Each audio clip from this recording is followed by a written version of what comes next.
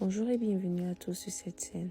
Alors voici les ingrédients pour la réalisation des beignets. Alors, je mets la levure, la farine. J'ai évité de mettre le sel et la levure en contact. Et c'est juste pour éviter le sel et le sucre, le sel et la levure de se toucher. Que j'ai juste eu à mettre la farine, la levure en dessous de la farine et le sucre tout au-dessus. Donc, j'ai mis la levure, la farine, le sel, le beurre, un peu de farine, ensuite le sucre. Et ensuite, je mets l'eau tiède et je mixe le tout. La mixture ne doit pas être trop épaisse, mais quand même épaisse. Quand elle n'est pas épaisse, ça ne vous donnera pas ce que vous voulez. Ce sera très compliqué de gérer après au moins de frire. Okay. Ensuite, j'ajoute la noix de muscade que j'ai pris dans un store ici.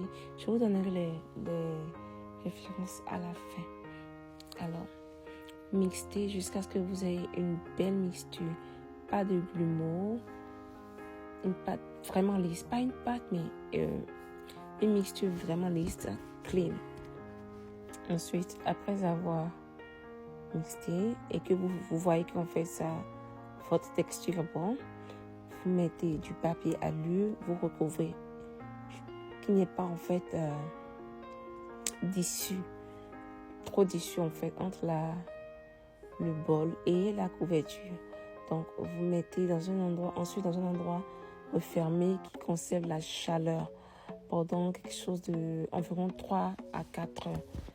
Tout dépend de vous. Si vous êtes vous pouvez aussi les frire après 2 heures de pause, mais je préfère minimum 3 à 4 heures là.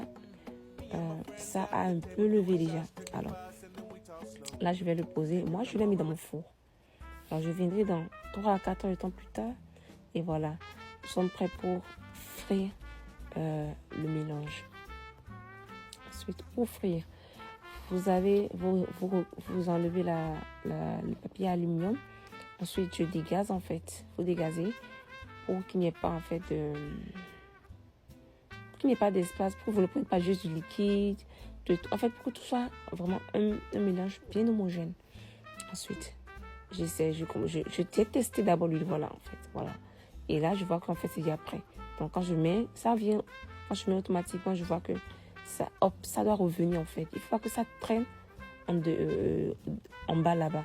Dès que vous allez remarquer que ça commence à monter. Vous mettez ça, monte. Là, votre huile est prête, effectivement.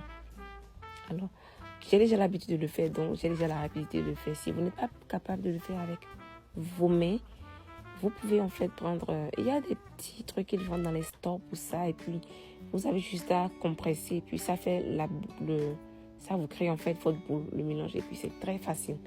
J'ai des amis qui le font, qui me disent que c'est très facile. Bon, en fait, j'aime juste le faire avec ma main, je sais pas. J'ai déjà l'habitude et c'est pas.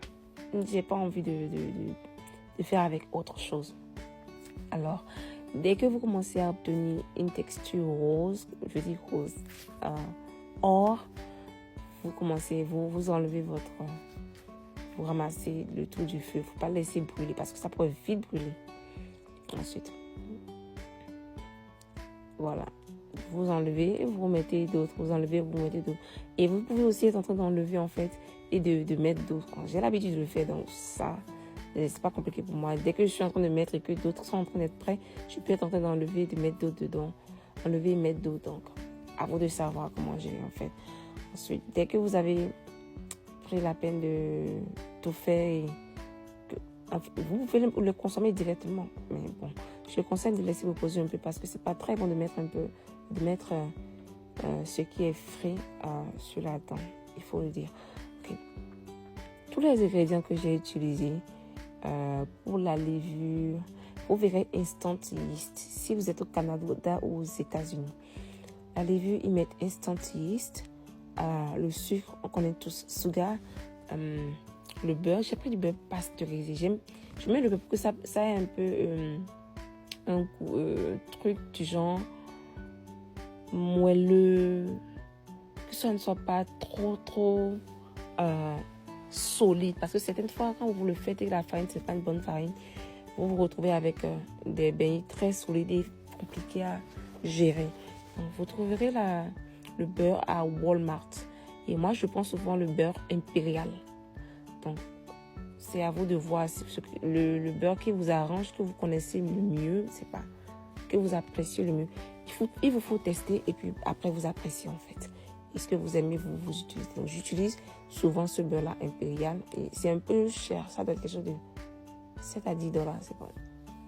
Donc le beurre, la muscade, vous verrez grounded nutmeg. Vous le trouverez aussi à Walmart ou à Food Lion. Ensuite, je crois que c'est tout. Le sel aussi, il y a à Walmart. Oui, la farine de blé, je ne le prends pas en détail. Je ne la prends pas en détail, pardon. Je la prends souvent à Sam's Club.